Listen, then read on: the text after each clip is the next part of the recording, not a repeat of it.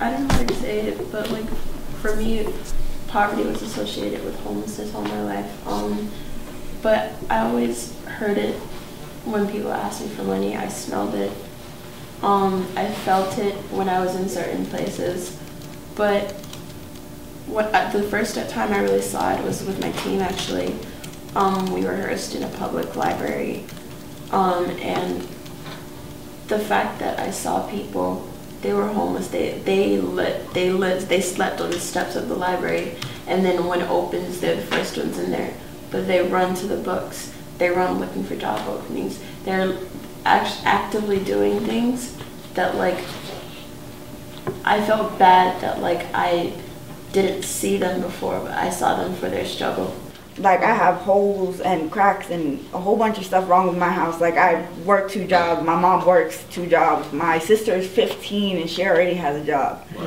So my family works nonstop. So when these people like offer to pay money, it's like you're kind of contributing to it because you're taking the money so that they could tear down your house and build new motels and like condos and homeless shelters. Like, so you're contributing to it, but you have to think about it because you're taking the money to get away from them. Like, they'll give you all the money so that you can leave, you can find someplace better, but then what happens when they come again and again and again and again, and you're just where? You don't go to school and say, okay, we just got evicted. And when I think when I finally just started telling people that, you know, and I think I was at school one day and it was a bunch of issues I was dealing with. Like I got salmonella the 3rd day of school, and I was out for like a week and a half. And I was in the hospital, and I came back and I was working to make sure I got my grades in because my mom didn't do what she needed to do in high school. So I'm trying to, you know, do the same thing. And my teachers are treating me just like crap, and I'm just feeling like I'm working so hard, and you don't even see that I'm working. You don't even see the back what I go home to and deal with. And I just told somebody, I'm like, we just got evicted. And it was just like, I finally defined myself by the struggle. So, and the guy was like, as soon as I said that, he was like, when I was a kid, we didn't have, he was a security guard at school. He's talking about all the things he's gone through. And I feel like once we get over the shame of it and telling people that, you're going to hear a lot more stories. The fact that, yeah, we went through the same thing. Like when she said the thing about foreclosure, I didn't think I was going to bring that up. But by her saying that, I'm like, well, my house got foreclosed too. So it needs to be, I think, as soon as we get rid of the shame and the stigma of it, that's when it can become a better conversation.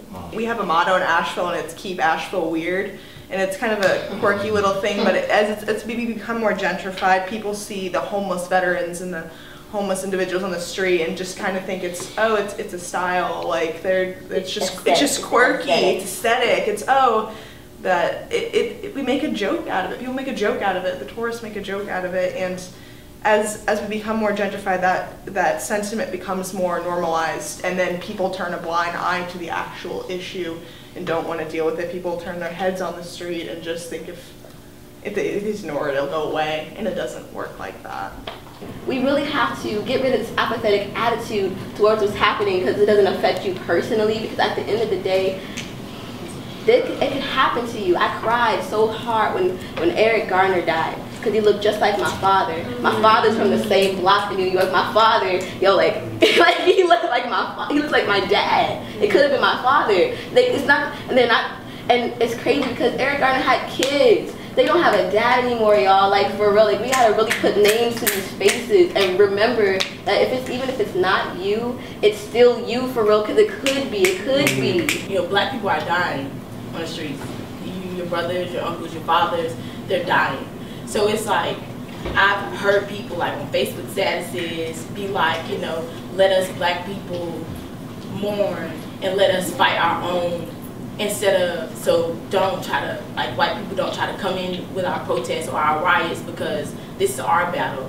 But I just find like that's disrespectful to them to feel like they can't feel the pain too. Just because it's not their skin or their people, they can't mourn with us. So I feel like those are shots. I feel like, you know, church and Christianity is a big thing, and everybody's like, you know, we're not that. So if you're not that, you throw shots to the fact that of God and Jesus, I don't think that's okay. Like, even at BMV this year, I feel like the fact that we had opening ceremony and music that was played in some places that I find sacred.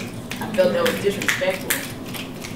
I grew up thinking that, you know, anybody wearing blue or whatever came from this side, and I mean, like, as I got older, I knew that that wasn't true.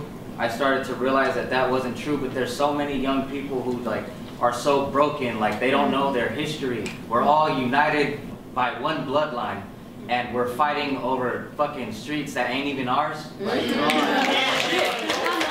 So I definitely wholeheartedly agree. We need to get rid of the separation between us thinking that we're better than each other. Just because, you know, we're all the same skin color. At the end of the day, we all go to jail the same. We all get shot the same. We all in the same. So I wholeheartedly agree. I think it's interesting how we go through such great lengths to cut things just to get statistics and get numbers out.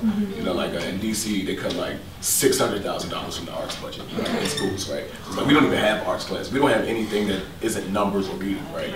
So I think that's all to like close this imaginary achievement gap, which is irrelevant to me because I'm just trying to graduate. Well, that's how we have very interesting diction and verbiage around the way we talk about education, and like we use it to force children into a conventional idea of success, essentially.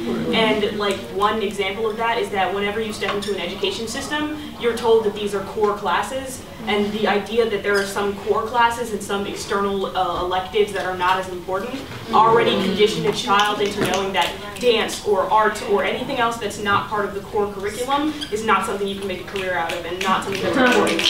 So.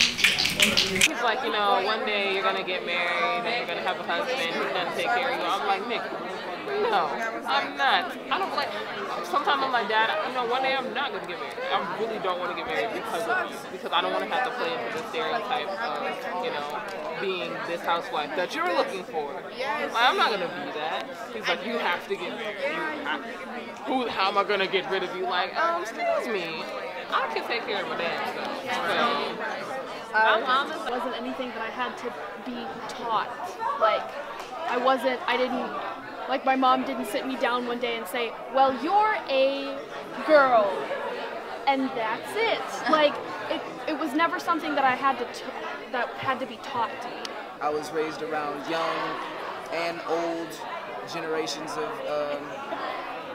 black and brown boys and girls, so it was really a collective of people basically who put effort into raising me that made me have my own interpretation of masculinity, regardless of, you know, people's stereotypes or people's ideas of what I should be or what defines myself as male. I think it was important to note that he said his interpretation of masculinity. Like, his masculinity may be different from my masculinity. That does not take away from the fact that we might both still be masculine. Yeah, people are slowly realizing that we don't need to be like that anymore. You know, it's like with different avenues like, you know, internet and social media, you kind of connect with people, and you know it's like you're not a minority. You don't feel alone. So it's like you don't have to defend yourself. So you for bring being it all yourself. out, and so it's like you know that you're not alone, so you become more comfortable, and then when you're comfortable, everyone around you, it's like kind of a domino effect of just chill vibes. Yeah, chill vibes. I think like